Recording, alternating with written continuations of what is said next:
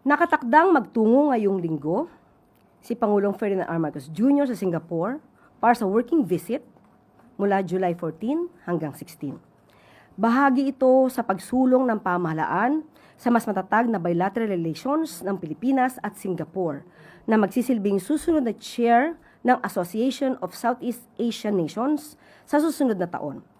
Sa maiksing working visit, nakatakdang magkaroon ng courtesy call ang Pangulo kay Prime Minister His Excellency Lawrence Wong, kung saan inaasahang isulong ang pagpapalawak ng kooperasyon sa trade and investment, environment and health, at regional and global development habang patuloy na isusulong ang commitment ng dalawang bansa hinggil sa ASEAN centrality at regional stability.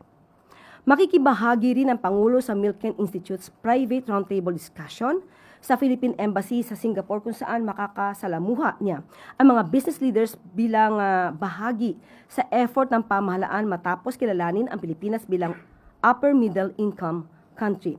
Si Unang Ginang Liza Araneta Marcos naman ay magbabahagi ng kanyang mensahe sa Global Economic Cooperation East Summit bilang tugon sa imbitasyon ng Future Economic Cooperation Council, isang India-based economic platform na nagbubuklod ng mga business at government leaders upang isulong ang global strategic economic cooperation.